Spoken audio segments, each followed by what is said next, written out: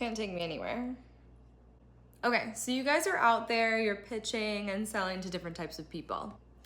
You're gonna come into contact with so many different types of people from so many different types of walks of life. You're gonna talk to old people, you're gonna talk to young people, you're gonna talk to sales reps, business owners, trans people, queer people, hetero people. You're gonna talk to everybody. No matter what, even if what you're selling is specific, you're selling a product, the people that you talk to every single day are going to be different. You're gonna pitch to people that are wildly confident. You're also gonna pitch to people that are a little bit less confident. Maybe they're more reserved. Maybe they're in their shell a little bit more. Maybe some people you have to drag it out of them. So the key to selling is gonna be that you need to think about the person that you're talking to that's in front of you. You need to think about them from their lens. You need to be able to slip into their shoes and see yourself from their perspective. See what you're offering from their perspective. You do this in order to figure out how to tailor your speaking and tailor your pitch directly to that person. The way you speak to one person versus the way you speak to another is gonna be totally different because they're totally different individuals. That's why I'm gonna introduce the empathy map. The empathy map is gonna help you step into another person's shoes in real time. We're gonna study it and absorb it. That way it can be in your head and functioning while you're speaking with someone, while you're on the phone with someone. It's gonna enable active listening. It's gonna get you into the mindset of listening and thinking, what's going on in this person's life? What do they see in their immediate reality? What are they eating? Who's talking to them? What kind of clothes are they wearing? What does their environment look like? And you're gonna think, how can I best tailor my offer to this specific person? Okay, so we're gonna look at our empathy map. So this empathy map was taught to me by Shelby Sapp.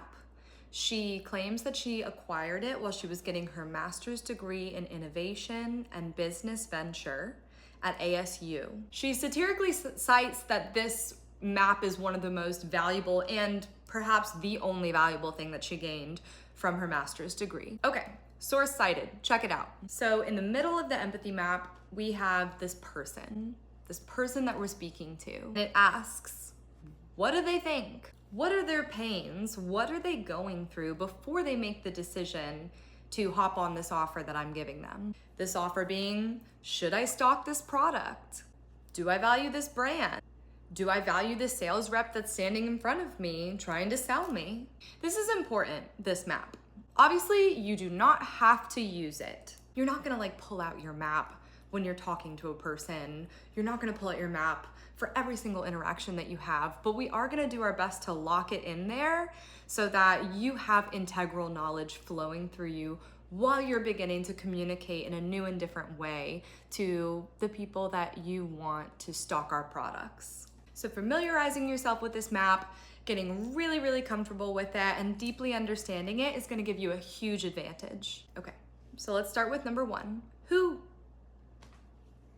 is this person that I'm talking to, whether it be on the phone or in store? Are they the buyer? Do they own the store? Are they an entry-level clerk? Are they a bud tender that's enthused by decriminalized products? What's their relationship to the store, the business, or the product? When you talk to someone, you need to imagine, who am I talking to? What's the role that they play? Are they here to get paid? Are they here because they want their business to succeed? Do they have aspirations? Do they have dreams? Number two, what do they need to do to get there? Do they need to put in more hours? They're, like I said, an entry-level clerk. They're a business owner perhaps, and they need to better evaluate the products that are in store. What kind of products are in their store? Do you like their products? Do you not like their products? Identify the problems as you hear them, as you see them, as you experience this person. Number three, what do they see? And I wanna point out that this is on a day-to-day basis. So I don't want you to think, what do you mean, what do they see? Every single day. Are they sitting behind a counter? Does it seem like they're dealing with good patrons, bad patrons? What's their environment like? You can even get a sense of this on a cold call. A lot of times when you call up a business, you can hear commotion in the background.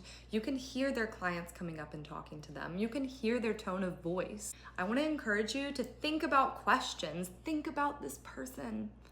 Think of the craziest questions that you normally wouldn't ask in order to better understand who they are. You're doing this to create an advantage for yourself to pitch to them. Remember, you already have an advantage because you're a female.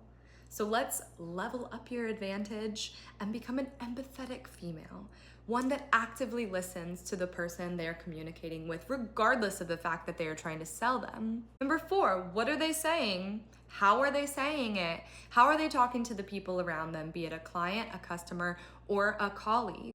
Number 5, what do they do? What kind of behavior are you observing? You're gonna use all this information in real time to tailor your pitch rather than just pitching to people like they're the same person over and over again. We're trying to figure out a holistic approach to understanding their everyday life.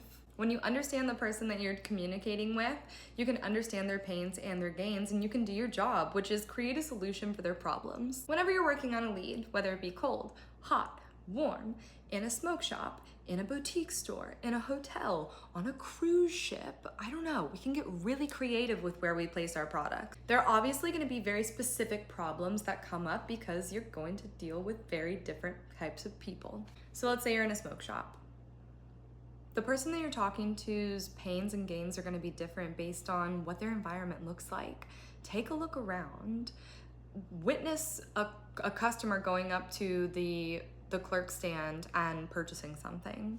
Observe the role that they play in the store.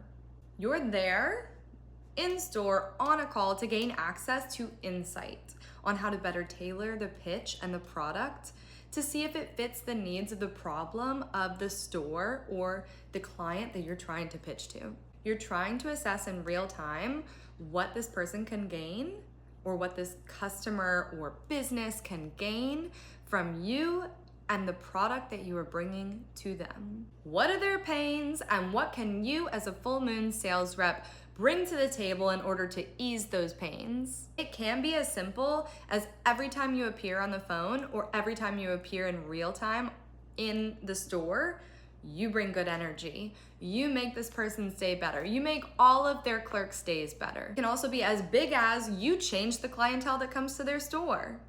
You change the clients that are talking to the clerks. You change the entire audience. So what's gonna separate you from being a top sales rep versus being just like a shitty one? The difference is being able to actually understand and empathize with the person you're speaking to, any different type of person that you're speaking to.